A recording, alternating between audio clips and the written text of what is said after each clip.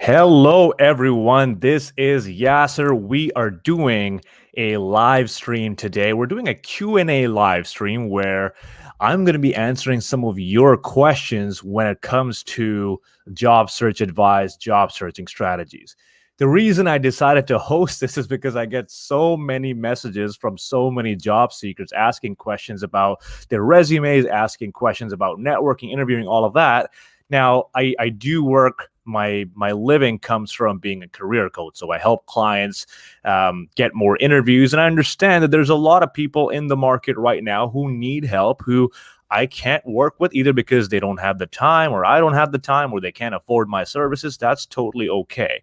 I wanted to have an hour segment at least once a week where I can just talk to everyone who's interested. I can talk to people who have some concerns about their job search, people who have maybe they have a lot of burning questions they want answered. So I wanted to open this platform up to you guys, to you job seekers, to ask me questions. Okay. Now, if this is the first time you're tuning in to one of my live sessions, or maybe you just found some random dude and you're like, what is this guy doing live? My name is Yasir Khan. I've been a recruitment specialist in the past, and I've been a career coach for a little longer than that as well. What I specialize in doing is helping people bridge the gap from not getting any interviews, applying to a million job postings, not hearing back, and how they can actually start talking to more hiring managers, how they can start talking to more decision makers to get more interviews. Now, in my role as a recruiter, in case you're not familiar with what a recruiter does, depending on the company, my job as a recruiter was to handle certain roles that were open for our clients. Okay, so if I'm a recruiting agency and we're working with a couple of clients,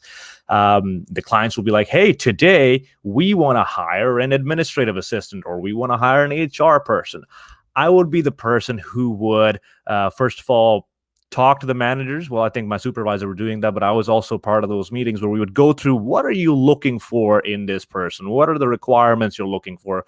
Why is this role open? What are some skills you'd like to see? What's some background you'd like to see? Once we've established, okay, this is what we're looking for, then we would go and put up the job ad. We would go into the market. We would go on LinkedIn, start searching for people. We would review resumes. And my job pretty much every single day was to go through our ATS, go through all the people applying, and then sort through those resumes. Okay.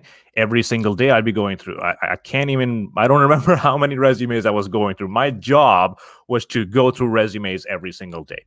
So I've probably seen more resumes than you've made in your entire life in just a single week, right? I've seen every rendition. I've seen every little trick to get the recruiter's attention. I've seen some pretty interesting things as well. Like, people will take all of the keywords from the job description and they'll put it in a white font and they'll make it really, really tiny, and they'll put it at the bottom of the resume as if that's going to help them. Listen, it doesn't work. If a recruiter sees you trying to do that thing, either they're just going to reject you and move on, or just not pay attention to you. Anyway, so a good chunk of my time as a recruiter was spent on reviewing resumes and then deciding, okay, out of these 100, 200, however many people have applied, these are the people who actually fit the role. So if we're hiring an administrative assistant and I find a bunch of people on there that fit the administrative assistant position, I'll shortlist them to give them a call. Okay, so I'll send them a quick email, say, hey, saw your resume, it looked really good. Let me give you a call, talk to you a little bit more about your resume. And that's where you would have the phone screen segment. Okay, that's the first hurdle you have to climb as a job seeker. You'll apply, and if you get a good reaction, then the recruiter will give you a call and do a phone screen just to make sure, hey, is everything lining up? Everything we're seeing on your resume, is this really what we're looking for? We're also going to assess your communication. We're going to assess whether you're actually a good fit, really go into depth about if this is a good fit, and then we'll shortlist you and move you on.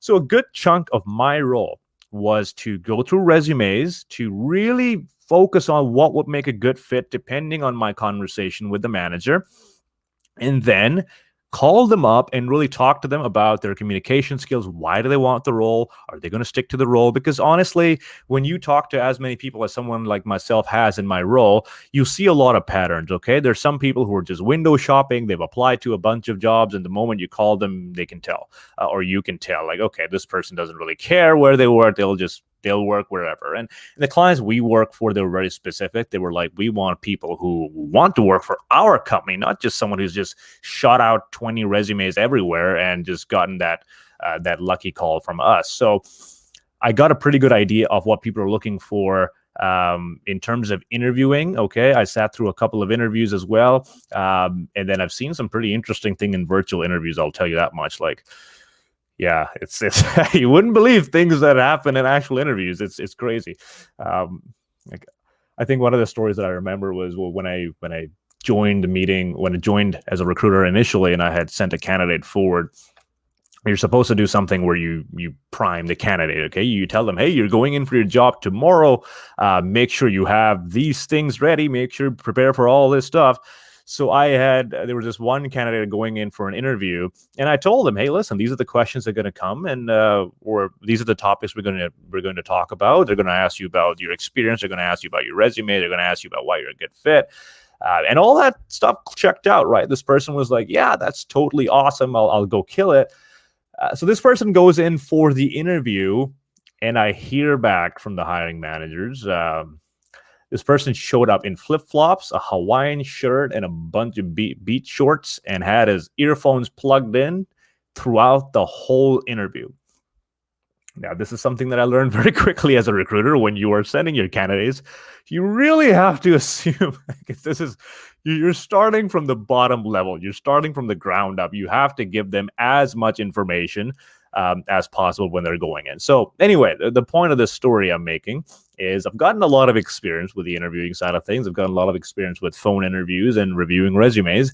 So what I want to do today is I want to talk to you guys about your job searching struggles, about your job searching questions. Do you have any questions about resume writing? Do you have any questions about networking? Do you have any questions about interviewing? Please leave them in the chat, because I have opened this 1 hour session just for you guys, so you can ask me your questions and I can answer them, and I can give you my perspective. I do have a couple of questions lined up previously that people sent to me, but I want to open it up to people who are tuning in live as well. Before I get into any of those, just make sure you can hear me just fine. Leave a chat in the comments so I know you're on board and you can hear me, because the last thing I want to do is talk to myself for an hour when I can just sneak a nap on a Saturday. And a shout out to my new cup, by the way. I'm really proud of this. It reminds me of The Office. Okay, for those of you tuning in from LinkedIn, hello, drop a comment. Let me know you're watching. Or if you're watching from YouTube, let me know where you're watching from. Are you looking for a job now? Will you be looking for a job? Let's connect. Let's engage. This is what all this Saturday is all about, okay? So I guess I'm just going to start with some of the questions that I have listed down for me prior. Let me just open up before. Some of them are a little personal, actually, so I'm not really sure if I should go into that.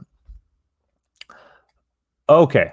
So can you tell me a little bit about what to expect from the phone interview? I've had a couple of phone interviews, but no one calls me after that. I haven't heard back from the recruiter. Okay, let's talk about phone interviews, okay? Because that's something that I did pretty much all day, every day. Got some questions from YouTube. Okay, you know what? We'll start with the questions first, then I'll go to these questions. We've got one question from Rohit. How do you keyword research for resume writing? Okay, fantastic question. Now, this is a lot more, it's a lot simpler than you might think, okay? There's no magic word or anything, but think about it like this. When you open up a job description, or think about you are the hiring manager, okay? You are hiring someone for the role. The thing with keywords are they're going to use words that they want to see on a resume. Now, if we take our administrative assistant example, if I am hiring an administrative assistant, okay, the best person for me to reach out to would be someone who's been an administrative assistant before. Okay, think about it like this. Like if you want to get your hair cut, you want to go to a barber, right? You're going to go to someone who's been a barber before. If you're going to hire a carpenter, you want to make sure this person's been a carpenter before. So the best indication of experience is this person has done this before. So if I'm a recruiter and I'm looking for an administrative assistant, and I know some of the things that they need to know are how to use Microsoft Word, how to be very organized, how to schedule meetings, or someone who's worked in a government body before. Okay, suppose these are the things that I'm really looking for. The first thing as a recruiter I might do is go into my ATS and type in administrative assistant. Why? Because out of 100 resumes, I don't want to go through all 100 of them to figure out which one's a good fit. I'm just going to put administrative assistant. So out of 100, it summarizes it down to maybe 10. Okay. And all 10 of those resumes are going to have the word administrative assistant in it because that's what I'm looking for. And that's what's going to be the best fit. What I'll do from that point on is I'm going to go through the resume one by one, see if their experience actually is a good fit. Like they might have the keyword on there, but maybe the responsibilities were different. Maybe they were working there for only 2 months. Maybe it was volunteer work. So you go through that on the resumes and you find out. Now, for more technical roles, if we're talking about something with, I suppose we're talking about a software developer role, okay? If the hiring managers have made it clear, listen, anyone coming into this role needs to know JavaScript. They need to know C++. They need to know whatever, or they need to have experience. What a recruiter might then do is use these words as their keyword search, okay? Imagine going to Microsoft Word. If you have like a huge document, right, and you want to find a certain word, you just hit Control F and you type in the word and it shows you where that word is. That's kind of how an ATS works. That's kind of how recruiters will use an ATS to find those keywords. So it makes it a lot easier for us. We don't want to scour through all these things. So if a hiring manager has said, hey, we want someone who has JavaScript, someone who has C++, C#, all these things, make sure to find us just that. I don't want to sit through 100, 200 resumes and then find the keyword. All I'm going to do is write C++, JavaScript, and it's going to show me only the candidates in the ATS that have those keywords in there. Okay. Now, coming back to your question, Rohit, how do you do research, keyword research on resume writing? All you have to do is look at the job description and find what are some key things that are absolutely looking for. What are some things they're going to be looking up in the ATS? One of the primary things is probably going to be the actual title. And this is something a lot of people get wrong. Suppose that you were applying for a recruiter role, okay? And the position is called Talent Acquisition Specialist, which is a fancy name of a recruiting specialist, okay? And if your resume says recruitment specialist, you might not get searched up if the recruiter searches for talent acquisition as a keyword. Now, every recruiter is going to look up different keywords. It's kind of like saying you're going to press Control F. What word are you going to search for? That depends on the recruiter, depends on the company.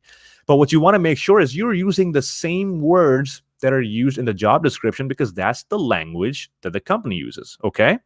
So if they say talent acquisition specialist and your role technically was as a recruitment specialist before, you can change that to talent acquisition specialist or recruitment specialist. In the brackets, you can have talent acquisition specialist. Now, if they're asking for certain software requirements, like you've used this ATS before, you've used that HR software before, make sure you have those software mentioned on your resume. Because if the position absolutely requires, we want someone who's used Google Suite before, and you don't, and they use Google Suite as a keyword and they type that in and they don't find your resume, that's going to mean you get left out. So the easiest way to do research is to literally look at the job description. And this is why your resume has to be customized per job description. Because one person, one job might say talent acquisition specialist, the other one might say recruitment specialist. So you can't use the same resume in two different places. Now, honestly, this is not that big of a deal. A lot of recruiters, they will search for 2 or 3 or 4 or 5 different keywords. And if you have something like a recruiter, they're not going to eject your application just because you didn't use it. But make this a practice. Make it a practice to find keywords in the job description. Now, keywords are not going to be communication skills, organizational. These are very general surface level things. They're not going to search for that. These are things that will come up more in the phone screen, come up more in the interview. So don't worry about those things. Look at the absolute requirements. Maybe client servicing. Maybe they have quality engineering experience. Those are keywords you want to mention and make sure that you have that experience if you are applying. Rohit, let me know in the comments section if this answered your question. I hope it did. Okay, next question we've got. I've applied to a lot of CPA pre-approved programs for 2021, but I'm not sure what wrong I've done that I didn't hear back so far. I've appeared for the mandatory video interviews as well, but even if I have done my best, I didn't hear back. Okay, Kiran, I'll answer your question next here. Now, with not hearing back, let's start with that. This is an unfortunate reality of the industry. I would get used to this. Okay. And there's no good way of me telling you this, but the vast majority of times, you will probably not hear back. Okay. Now, this depends on the recruiter. This depends on how many people are applying to the job. This depends on what company you're applying for. Some companies are like, within 24 hours, we really need to let our candidates know. Some companies do something that's called pipelining, which is they just hoard up candidates. They hoard it up. Okay. So they'll ever seen a job posting that's been open, but they never seem to hire, like it's been open for 2 months or 3 months. What they're doing is they're just collecting candidates. They're collecting candidates. So when they finally do decide to hire, or maybe they want to give the candidates to someone else, a client of theirs, they have a whole pool of candidates ready to go. Okay. Now, this depends on the company. Not everyone does this. But in terms of not hearing back, unfortunately, this is something you're going to have to get used to, okay? You're not going to get an answer unless you know for a fact from the hiring manager or a recruiter. Now, you've done your interviews, you've done your mandatory video interviews. It's very hard for me to tell you, Kirandeep, what you did wrong or what you did right, because I don't know what the questions were. I don't know what the role was. I don't know what you said in those interviews. So I can't give you proper advice on that. What I can tell you is, the hiring managers, the people who go through these videos, they have a very good idea of what they're looking for. Okay. Now, I put out a post about this just today. If you are trying something over and over again and it's not working for you, doing more of that is not going to yield you any different results. Okay. So if you've been applying to a lot of these CPA approved programs and you're not hearing back, and all you're doing is just applying online and doing these video interviews, and you haven't gotten a response, if you keep doing that over and over again without changing anything, something is probably wrong in that process, okay? What I would recommend, and this is probably the easiest way you can do it, find someone who's either done these pre-approved CPA interviews before, and reach out to them on LinkedIn, reach out to them via email and say, hey, you work at ABC company as an accountant, whatever the role is. I just want to learn more about your experience going through the process and how you're liking your role, okay? You are going to ask for advice from people who have done what you are trying to do now. And hopefully, if you reach out to 10 of them, 20 of them, 25 of them, at least 10 of them will reply. Maybe 5 of them will agree to get on a phone call with you. And just ask them, hey, I love what you're doing at ABC Company as an accountant. This is something I'm aspiring to do. I just love to ask you some questions about your experience. Tell me a little bit about what you do every single day. And you'll do an interview with them. You will ask them what they did, what the interview process was like, what was the hardest part of the interview process. And at the end of that conversation, you can say, based on what you're telling me now, I'm really, really intrigued about your role. As someone who's trying to get her foot in the door, what is something I can do to really crack this interview process, because I'm having some difficulty with this?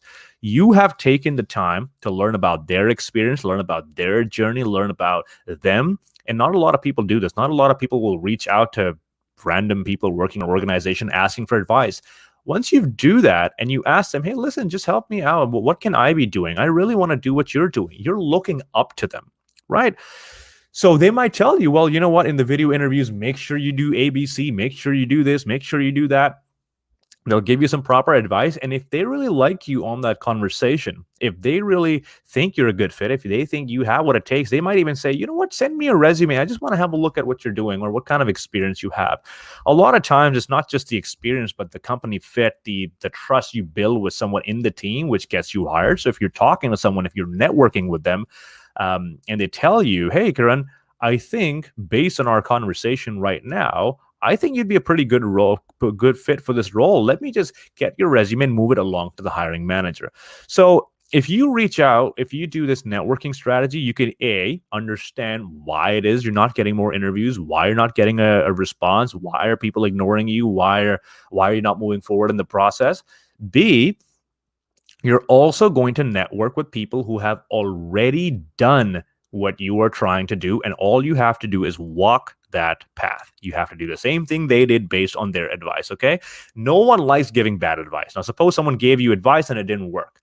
right? If you gave someone advice and it didn't work for them, wouldn't you feel terrible about it? Wouldn't you feel like, wow, I did that to them because I gave them bad advice? So when someone gives you advice, they have a personal stake in your journey, right? If you ask them for advice and they're like, do XYZ, and you've done all that, you can go back to them in a couple of weeks and say, hey, John Smith, I talked to you last week and you advised doing all these things. I've done all of these things, but now I'm having these problems or I'm having these challenges. Would you advise what to do in this situation? Now they have a personal emotional investment in your journey because they've given you advice and they want to see you succeed, okay? So you have a blueprint to success. You've networked with someone on the inside of the company, and if they like you, if they really think you're a good fit, they'll either ask for your resume or they'll tell you there's a role open or they'll refer you to someone higher up and you can talk to them and build a connection with them. This is how most of my clients get results, and you can find all of my client results in the description of my YouTube or my featured section in LinkedIn. Just about every single one of my clients has used this exact networking strategy to get interviews, okay? If you are finding, Kiran, that you're doing the same thing over and over again and it's not working, perhaps this is a strategy you can try out. Let me know if this is working for you. Let me know if I answer your question well enough. Okay. We've got some questions. Thank you, Manjuro, for watching from Bangladesh. I have quite a reach in Bangladesh, actually. If I checked my YouTube statistics, and I had about, I think, 12 to 12.5% of all the people who watch my videos are from Bangladesh. So thank you very much for the support. Okay, let me just move on to another question we have here. How are job opportunities for students in Kamloops? I'm planning to come to TRU for master's in DS. Your videos have helped a lot. Thank you so much, Udit. I am not in Kamloops right now. I'm assuming you're talking about part-time jobs, and part-time jobs honestly have never really been much of a problem. But now, because of the whole COVID situation, the retail market has really taken a hit. So I imagine it's a small town. It's probably going to have fewer opportunities than they did before. Okay. I am not in the town right now, so I can't really give you proper advice. I would recommend connecting with someone who actually is there right now and they can tell you more about it. Okay. I'm a branch manager of a private commercial bank in Bangladesh for the last 5 years. Will it create obstacle to get a part-time job while studying full-time? Manjuro, I think the question I would ask you is, why do you think that would create an obstacle for you to get a part-time job? It doesn't really have anything to do with it. If you're looking for a part-time job in a country like Canada, I'm assuming, they don't really care what kind of experience. If you can show up, if you're manning the cash register, or maybe you're working in a retail store and you can talk to clients, you have great English, that's pretty much all you can expect, okay? They don't really care about all of your past experience. I wouldn't worry too much about it. Rohit, I am really glad my my answer was sufficient to you. Okay, we've got Mary. What, according to you, is the right answer for the question, what is your salary expectation? I get this question asked so many times. Okay, my personal opinion is, when you get asked, what is your salary expectation, you tell them your salary expectation. Okay, now why? I understand why this is such an important question. I am going to assume, Mary, that you are asking, or you're being asked this question on the phone screen, okay, with the initial conversation with the recruiter, and this is mostly where you're asked this. Green tea break. I'm assuming you are being asked this on the phone screen. Now, the reason a lot of job seekers are afraid is for two reasons. One, what if I tell them my salary expectations and they're lower than what they're offering and I get lowballed, right? What if they give me less than I could be making? That's a valid concern. The other concern is, what if I tell them a number that's way too high? What if I get disqualified because I want too much money? I'll lose out on this chance. So you're kind of confused between, should I go too high or should I go too low? How do I answer this question? Now, let me explain to you why recruiters ask you this question. It's not a matter of fact of hey, how much do you want? Just so I know what cards you're working with so I can lowball you, okay? Suppose we have a role that offers a compensation of, or a salary band between 50,000 and 60,000, okay? Suppose that is what we offer. If I interview you, if I phone screen you and if I don't ask you this question about how much you're expecting in salary, and I say you're a fantastic fit, let me move you over to the hiring manager. We move you over to the hiring manager and we have an interview. Okay, they love you. They're like, wow, she's amazing. And then we go to a second interview. Okay, we do the second interview and you're like, wow, this person is the best. And then finally, we've decided from all of our candidates that yes, we want to hire Mary. Okay, we go in, we write up a job offer between $50,000 and $60,000, and we're like, "Hey, Mary, here's the offer. What do you think?" And now Mary comes back saying, "Well, actually, I was hoping you'd give me 65,000. I'm not going to work for anything less than that."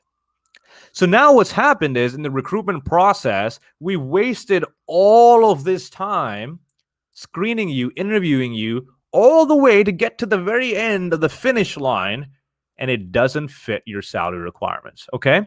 So when a recruiter is asking you this question, it's to genuinely make sure, is this a salary range that you would be comfortable with? Is this something you can work with?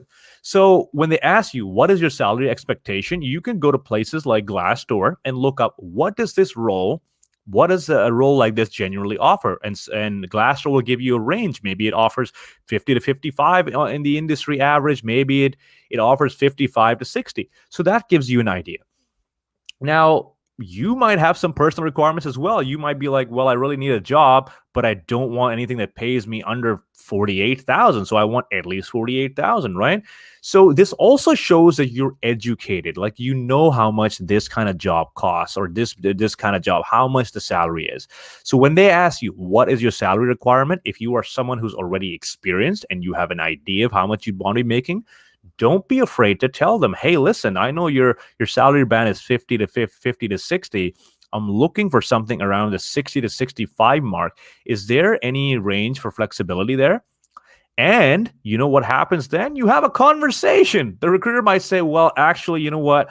Our bands are pretty strict. There's not a whole lot of room for negotiation. Would you feel comfortable between the 50 or 60? Because if not, I don't want to waste your time. And then you can say, well, you know what? I think based on if I hear more about the role, I might be interested. Let's just talk a little bit more about it. Okay. So you could change that up. You're only talking to the recruiter at that point. This is the very top of the funnel at this point. So you're not negotiating your salary here. They're not giving you any hard numbers, fine print. None of that is happening right now. It's just to get an idea of your general range.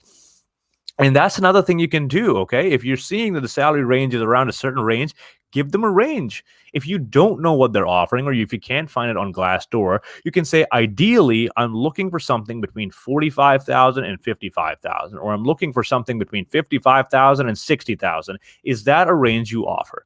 You can always ask them, what's the range you're looking for? What's the range that will be ideal for you? Okay. These are perfectly fine questions to ask, because I have been on the side of a recruiter. Would I have talked to people at the very start of the conversation? I will ask this question, especially if I'm talking to more tenured people. I would say, listen, I want to be totally transparent. Your experience seems very relevant. I'm just afraid this might be a little too junior for you. I want to make sure this fits your salary requirements. How much are you looking for? And if the role that I'm hiring for pays like 70,000, 80,000, they'll say, well, I'm not looking for anything under 100,000. I'll say, okay, thank you so much for letting me know. The maximum we're hiring for this is 80,000. I'm guessing that's going to be too low for you. At that point, they'll say, yeah, you know what? I don't want to continue with this interview because that just doesn't fit my requirements. And that is totally fine. So, Mary, I hope I answer your question. Just answer honestly, answer with a range. Just because you put a number out there into the world doesn't mean it's stuck there. Okay. It doesn't mean that's the number you're going to have to work with your entire process. You can always tell them, I'm looking for something between 45 or whatever your range is, but I'm also curious to know what band you're hoping to offer. Okay. That's all you have to do. Be very transparent. There's no low ball, high ball thing you got to worry about. Keep it super simple. Mary, let me know in the comment section if I've answered your question. I'd love to talk more about it. Okay. Rohit's next question is video resume a thing these days? It is a thing, but it's very rare. Like, it's extremely rare to find this. You'll find this in a lot more competitive roles. So if you're applying for like some of the top tier companies you're looking at, like Google, LinkedIn, Deloitte, EY, a lot more common there. You're like the average job seeker does not do this. Now think about this. The average job seeker, they're going to follow the easiest route, the most convenient, easy, effective route, which is applying online, right? So this is what the average recruiter, the average job searcher does. They wake up, they go to their Indeeds, their LinkedIn's, their Monsters, they find a bunch of job postings, they apply, send resume, send resume, dust off, time to go do something else, eat a sandwich, whatever. So I would say 99% of job seekers go through this method to look for a job. With that being said, I think there is a lot of merit in using a video interview. You can using a video resume. You're obviously going to have to either have it on your cover letter with a link to it, or you're going to have it in a email that you send it to the recruiter, depending on who you're reaching out to, right? Some people might be really open to it. Some people might see a link and think it's scam, and they're not gonna open it. So I think if you send it to them via email, you probably have a lower chance of them opening it, especially if it's from a stranger. But if you mention, hey, I've made this video resume just for you, you really have a good shot of standing out in that process because you're trying to show them who you are as a person. And then you can have that video resume on your cover letter or on your resume. I've seen this as well, top line. If you would like to see a video version of this resume, here it is. Now, I want to point this out that anything you do that is not the norm. So if you're not doing online applications, you're reaching out, you're doing your video resumes, it is going to make you stand out. It just is because no one else is doing it. Kind of like when you reach out and you do your informational interviews, when you reach out for advice, 99% of people aren't doing that. So all these things that you're doing are going to make you stand out.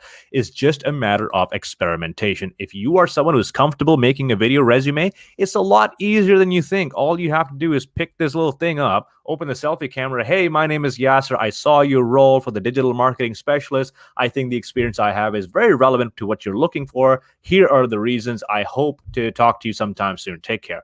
That's it. You attach it or you upload it somewhere, and then you send them a link. Okay, that's pretty much all you have to do. I know being in front of a camera is not for everyone. If you are someone who's confident enough to do that, I think it'll really pay off. I think employers will really enjoy that experience. But to answer your question, Rohit, I don't think it's a common thing that people do. Okay. Thank you, Udit. Thank you. Okay. We've got another question. How much is landing a job depending on the current demand of the market versus academic and networking skills, or is it balanced? For example, a data scientist, analyst. I love this question. Thank you so much for this question. Okay, I want to break this question for you a little bit. Current demand of the market. Now, of course, depending on the demand of the market, it's going to fluctuate. But my ideology is there's always going to be someone in the market who can get the job. It doesn't depend if the market is amazing and the market is really crappy. Someone in the market will still get a job for the kind of job you're looking for. So I don't like this notion of having your job searching efforts depend on the market. Okay, you should be giving it 100% regardless of the market. And I talk to so many job seekers right now who are like, the job search, I'm not going to bother because the market is so bad. I'm just going to wait right now. I'm going to use my savings, or I'm going to get the benefit from the government, and I'll just kind of wait till the market gets better. Well, guess what? While you are waiting for the market to get better, all those people who are really committed to their job search are trying right now, putting in the work, networking, making more leads. They'll probably find a job much faster than you will.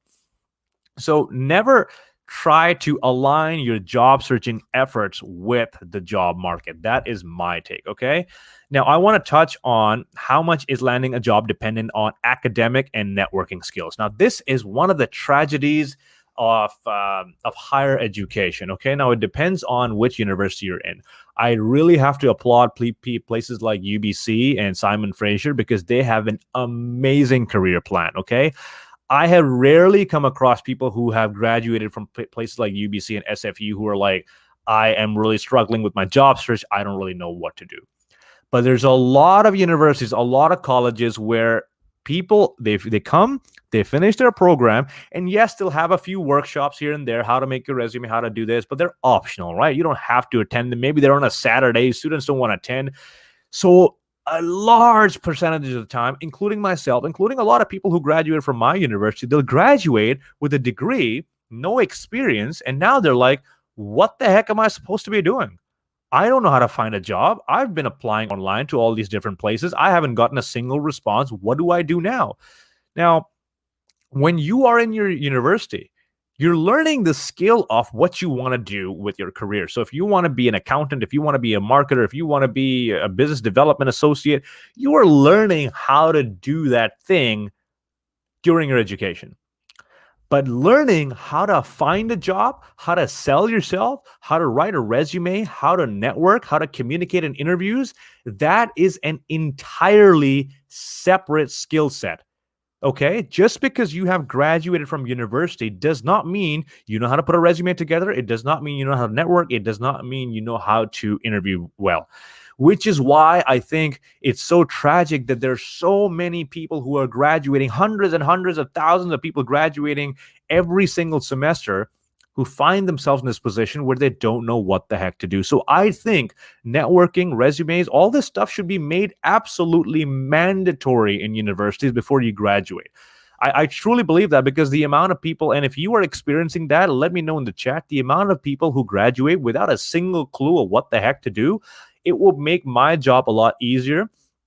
And quite frankly, a lot of people would just not need my services, right? They wouldn't have to pay a career coach because they know exactly what to do while graduating university. Now, unfortunately, that isn't the case. But when it comes to your academics, okay, suppose you are graduating with a marketing degree. You and 400, 500, 600 other people are graduating the same semester with the same degree. If you are the average student or the average job searcher who doesn't really have a lot of experience, what separates you from anyone else? Those 400 people are going to go and apply for a job. And guess what? That's just your semester. What about the people who graduated a semester before you, or maybe a semester before that? Or maybe people from a different university, a better university? How are you going to compete with thousands of people when all of you are on the same playing field, when all of you have a degree? So this is why your academics, sure, it's like, you check the box. I've got a degree, but your degree alone is not going to get you the job. And I get asked this question so many times. Yasir, if I do supply chain versus accounting, which one will get me the job better? Well, it doesn't really matter on your degree. Yes, if you're applying for supply chain, having a supply chain degree will definitely help. If you're applying for an accounting job, an accounting degree will help.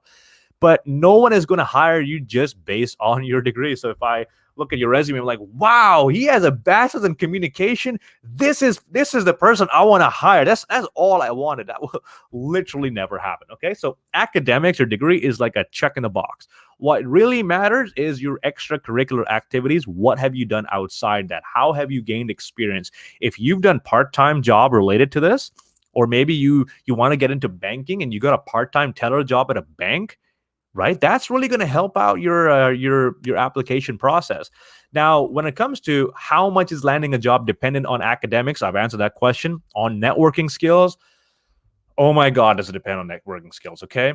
If you are looking for a job in North America right now, your networking skills are more important than ever before, because guess what? More job applicants in the market, less jobs, meaning more people are applying to fewer jobs, okay? If you know someone in the company, okay, you are going to have a much, much, much, much higher chance of getting referred to at least getting an interview. If not, you will just be the first one to be one of the 300 people who apply to the average job posting.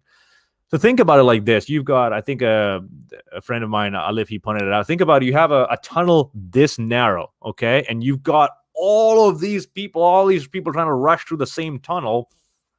What are the chances of you getting picked? They're just slim to none, which is why, as a recruiter, for every single person I actually hired, it's probably 200 to 300 people that applied to that position that didn't get the job. Where do they go? Where do they get jobs? Now, you might say, well, online applications works really effectively. Yeah, it works really effectively for that one person, right? Or maximum for the 4 people. What about the other 200 and whatever people? Where do they go? So statistically, there's one opening. So if you do as much as you can to network around, to talk to people in your industry, and you ask them for advice, you network throughout your time in university. The goal is by the time you graduate, you already know people in the companies you want to work at, and you can just hit them up. Hey, I'm about to graduate in a month from now. I just wanted to let you know what can I be doing right now to prepare myself for the industry. This is something students don't realize months after graduating. When they get on a call with me, a lot of prospective students, when they want my coaching services, they'll get on a call. They'll say, "Yasir, I don't have a network. If I start networking right now, it'll take too long." I understand that because you were supposed to be doing that during your time in university, right? The best time to plant a tree was 500 years ago. The second best time is right now. So you can either complain about, hey, I don't have a network, or you can start networking right now. So I cannot tell you how important it is to network to find a job.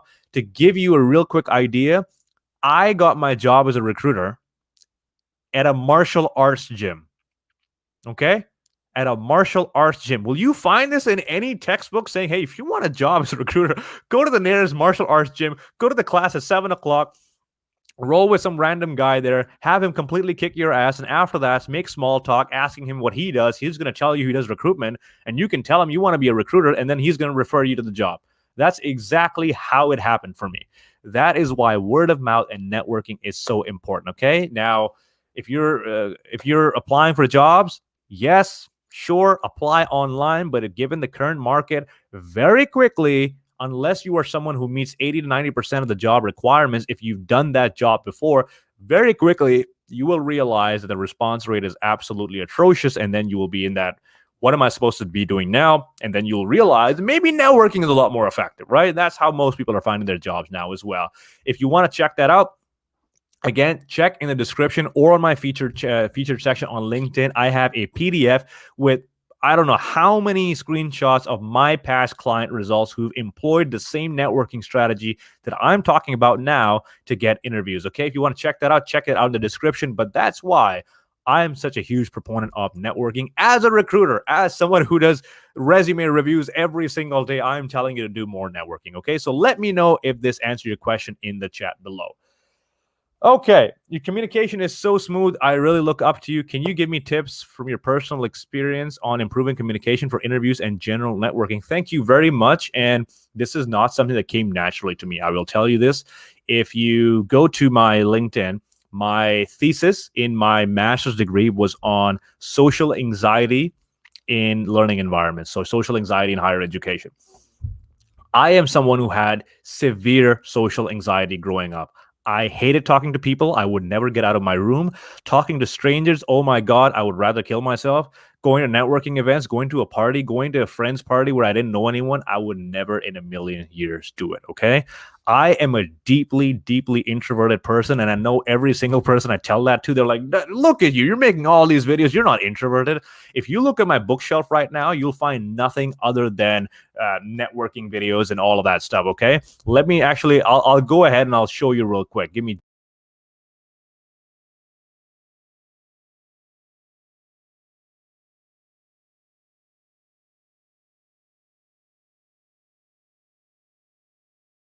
Okay, so if you don't believe me, I was reading things like this: how to talk to anyone, 92 tips to have big whatever.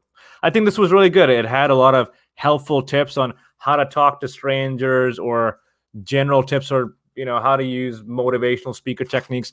I use this book as a Bible. Like, you can look at the quality of this book. I read it so much, okay? I had other things like how to transform your social stress. I had smart speaking, about public speaking. How do you actually speak?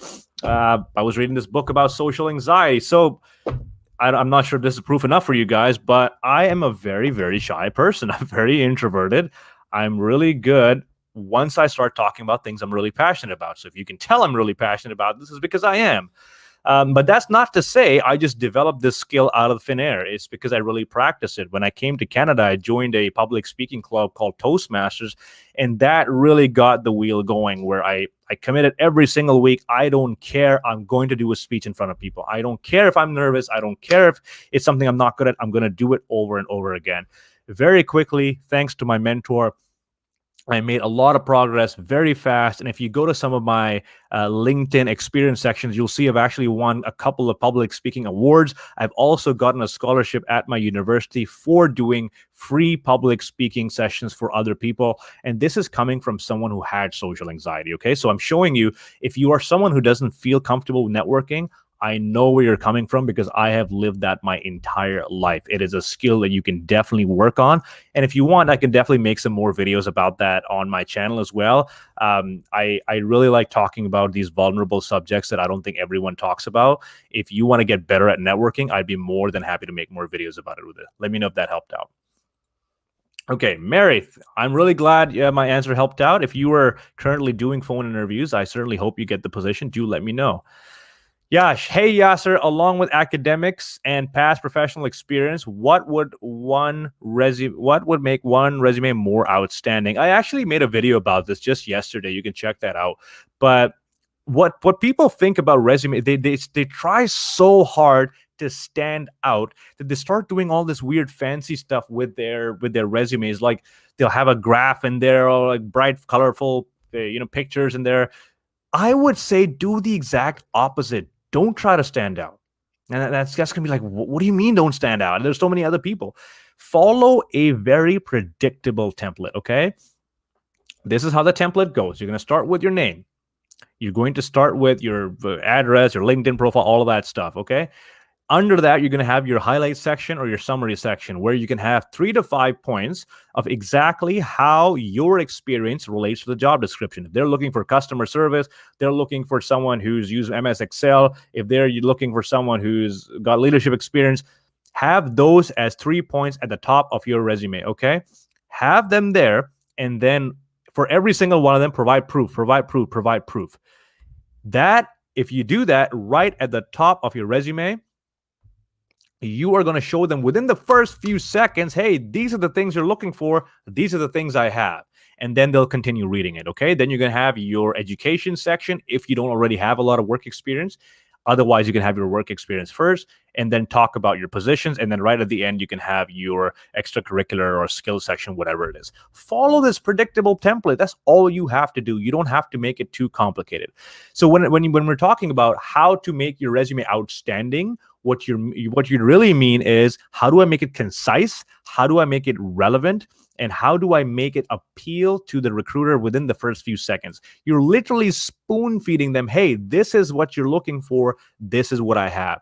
Don't make the recruiter connect the dots, okay? You want it to be obvious from the moment they open the resume. Hey, we're looking for customer service, MS Excel, and leadership. I open up this guy's resume. The first 3 things I see are customer service, leadership, whatever else I said, okay? That's all you have to do. You do that, and your resume is going to stand out. Yash, let me know if I answered your question. Okay. So it is more important who you know than what you know is in acquiring a job. Yes, sort of. Okay. So you still need to know how to do the job. No one's going to be like, hey, I know you. Come work for me, even though you have no experience. That's not going to happen. You obviously need to know what. So it's like, I gave this example yesterday as well. And I love this metaphor. That's why I'm going to keep saying it. This is why networking is so effective. I want you to think about a situation where you have a kid and you are going on vacation. So you're looking for a babysitter. You're in the market for a babysitter, okay? You just want someone to take care of your kid while you're on vacation, or maybe you go somewhere for the weekend. You know, Sally down the street is a 15-year-old girl, belongs to one of your neighbors, daughter of one of your neighbors, and she's done babysitting for a bunch of the neighbors, okay? She goes to high school, and in her free time, just to make some extra cash, she'll do some babysitting, and she's done it for your neighbors. Now, you have the option of going online, going to Craigslist, Indeed, nanny.com, whatever it is, and you find 50 other nannies who have 15 years of experience, 10 years of experience, 20 years of experience, and they've got amazing reviews and all that stuff, but you don't know any of them. You don't know any of them. You don't know how much they charged. You don't know. You're going to have to call them up, go to their website, look at their testimonials, call them, ask them what their rates are, see what day they're available, how does their thing work. Which one are you more likely to hire? Are you going to hire Sally, Or are you going to hire the random person on the internet you know nothing about, even though they have a lot more experience? You're probably going to hire Sally because you know who she is. You know she has enough experience to get the job done. But most importantly, you trust Sally because you know her. This is how I want you to think about a job search. You have to have connections with people where they trust you, where even if you don't have the most amount of experience, because you have enough experience and you know someone and you have built trust with them, they will hire you instead of going through 300 resumes with people they have no idea anything about and then hire them. Okay. So in this situation, you want to be the Sally, even if you don't have the most amount of experience. You want to create connections so people know you and they're like, you know what, I really like this person, I'd rather work with them than go through all the effort of interviewing these people, reviewing their resume, doing their references, all that stuff. I just want to find this person because I think they're really great to work with. I hope this gave you a good enough perspective. Let me know if this helped. Not gonna lie, Yasir, I am the same as you. Just have to do the things you said. Took a note of the books too. Yeah, I wouldn't worry too much about the books. Like there's a self-help loop where you keep reading books. You think that you're at point A, you have a lot of social anxiety, you read a bunch of books and you get to B. Literally will never happen. Okay, you're gonna be in this self-help loop where you keep reading books and reading books and reading books and nothing happens. I would make a list of the things that make you socially uncomfortable, like networking, resume, or public speaking, all of that things. And I would make it an absolute point to do every single one of those things as often as you can. In my first year in university, I was probably one of the dumbest people on campus. I was on everyone's Snapchat because I was that guy who would go to public spaces and lie down flat on the ground. Okay. I would go to my university in a conference of 500 people with tables everything. I would just go and lie down on the ground. And you can find pictures of that on my Instagram. I think they're still up there. Let me see if I can find it. And I would go to these public places, like right in the middle of a Starbucks in, rush hour. I would just lie down on the ground just for the heck of it, because I was so afraid of attention. I was so afraid of other people looking at me. I wanted to get over that. So I would just go pick a spot that's really crowded and just lie down on the ground. And I just realized, you know what, it's pretty hard up until I do it. Once I do it, it just becomes easier. Now, you don't have to do that. You don't have to follow suit, but you can definitely find a lot of other ways to challenge your confidence. A great TED Talk I would recommend is How to Be Confident in 30 Seconds. I forget what the chap's name was, but that TED Talk really did it for me. So I hope that helped out. Yash, I am glad that really helped you out. Cool. We got some Sally support. Okay, you mentioned about talking a little bit more about extracurricular and so on beyond academics and professional experience. What would it be if you can throw some light on it? Let me just read your question again. You mentioned about talking a little bit more about about on extracurricular activity and so on beyond academics and professional. So I'm assuming you mean what kind of extracurriculars?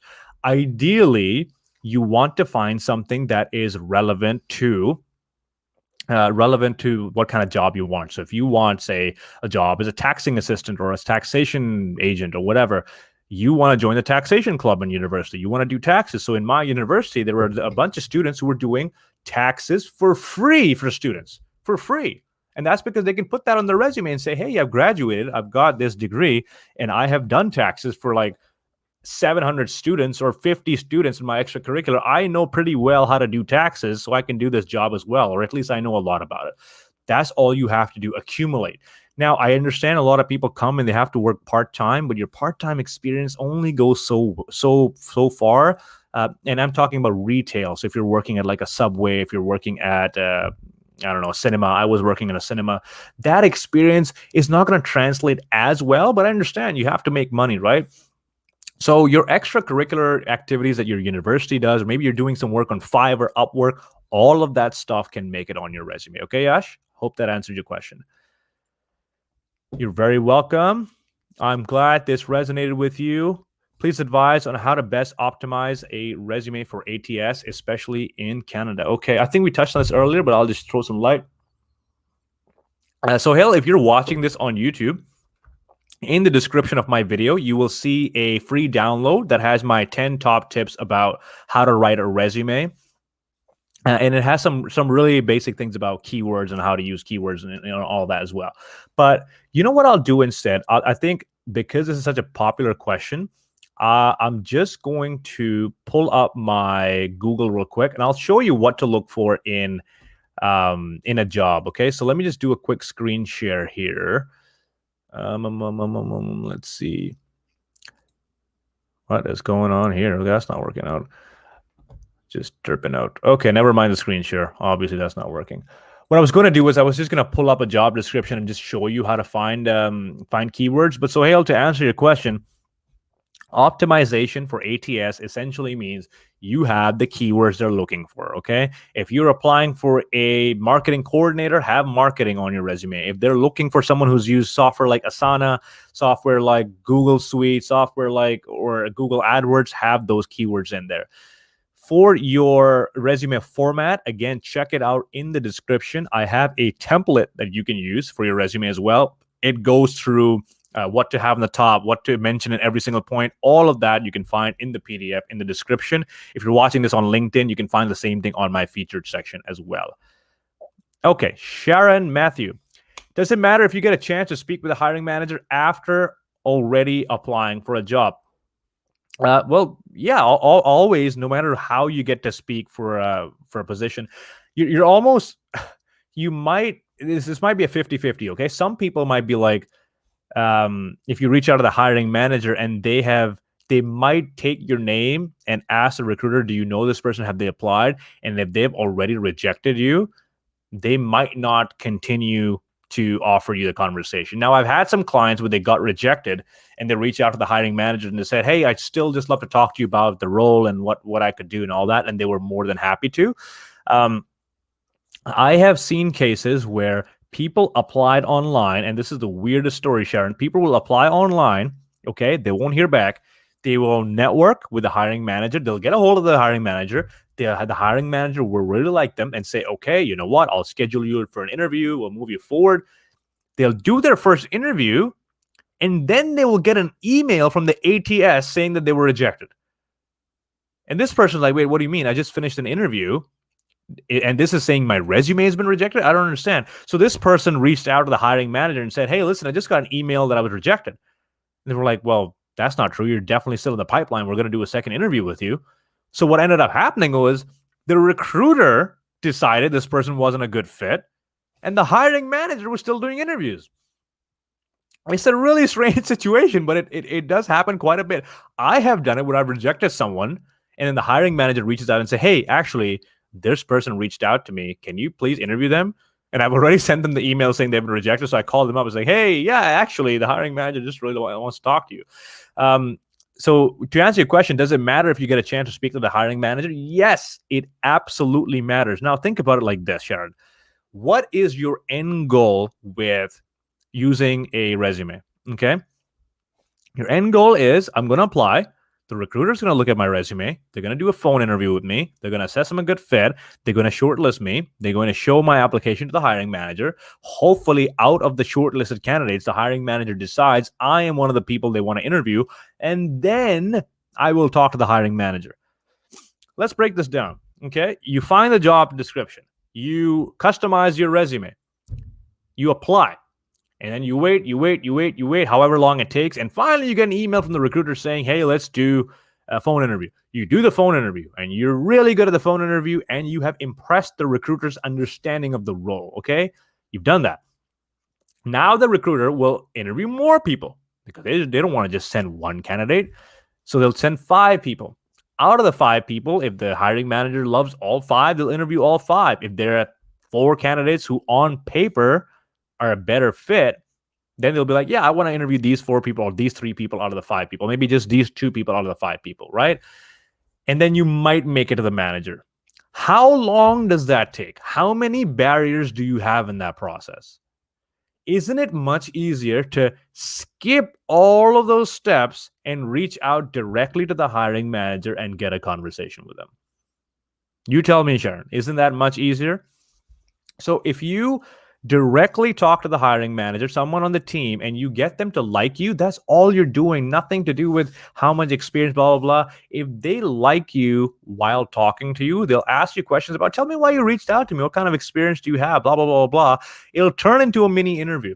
And if they think based on their conversation with you, by the way, if you're interviewing them, it's the same thing as them interviewing you because it's a conversation.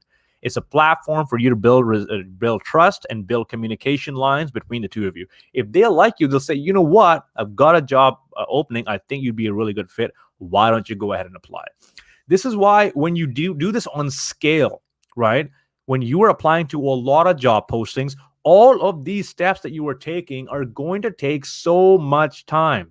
So much time, okay? When you are applying on scale, it's a lot more effective to just reach out to the hiring managers or reach out to people on the team and have conversations with them. You will save yourself a lot of time. And on top of that, you're not going to have to wait so long, okay? So absolutely, it matters if you're speaking to the hiring manager, because even if you apply online, the best you'll get is you'll speak to the hiring manager. Better yet, skip the process and apply. I've had a lot of candidates who have interviewed for a process, and nowhere in the entire process was a resume even mentioned. Okay. Now, this is not going to happen for the vast majority of places, but what you want to do is you want to get someone's input from the company where they say, yes, I think you'd be a good fit. Go ahead and apply. And then you apply. So at least you're not wasting your time applying to all these places that will never respond. Okay. Let me know, Sharon, if that answered your question. Yash, I'm really glad this helped out. Okay, we're going to have to do last few questions because we are running on the hour limit here. Has anyone opened the resume tips link in the description? Not working for me. Let me just have a quick look at that. Udit, if it's not working for you, check out some of my previous videos in the description there. You can find it as well. It's literally in every single one of mine. Or you can also find it on my LinkedIn section. Literally, it's in the description of every one of my videos. And if you want, I can probably share it with you sometime in the future as well. I'll just post it in the first comment, okay? That looks like it was the last question. Guys, I hope you enjoyed this session. Please let me know in the comments. Actually, we got one last question that squeaked in. Let me just address this real quick. David, man, it's regarding Canada sector or in general? It's regarding in general. I think marketing or applying for a job applies pretty much identically around North America. But David, hopefully we can get you in a future session. I think this was a good session. What do you guys think? Did you enjoy this? If you enjoyed this, please let me know if there's value in me doing more of these. If you thought this was helpful, if you'd like more guidance, I'd be more than happy to make this a weekly thing. Do you want me to make this a weekly thing? Let me know in the comments. Now, the reason I do this, guys, is because I do have a coaching program I run called the Job Search Accelerator, which for a lot of people, they can't afford, right? And I understand that. It's beyond some people's budget, and that's totally okay.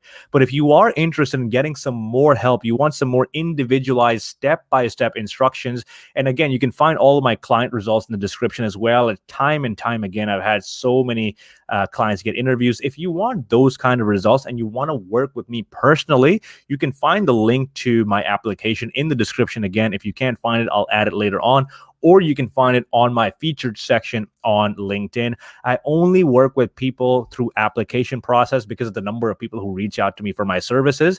If this is a good fit for you, I will let you know. If not, I will tell you to watch one of my free videos here that I'm doing every single week, because I want to make sure if you need step-by-step instructions and you can afford it, you can work with me for my services. If you can't afford it, you have an hour a week with me, like we're doing now, where you can ask me your questions and I will answer all your questions. So guys, I hope this helped out. I hope this session was useful for me. If it was, please connect with me on LinkedIn. Let me know on LinkedIn what you really enjoyed about the session. Maybe take a screenshot, or maybe let me know what part of this live stream really resonated with you. If you're watching on YouTube, make sure to like the video, subscribe to the channel. I share a lot more content on YouTube than I do on LinkedIn. So if you're watching on LinkedIn, make sure to get to YouTube. Guys, thank you so much for tuning in. I will see you in the next one. Hopefully, we'll do another one on Saturday. I will keep you guys posted. Have an amazing weekend. Take care of yourself. Bye-bye.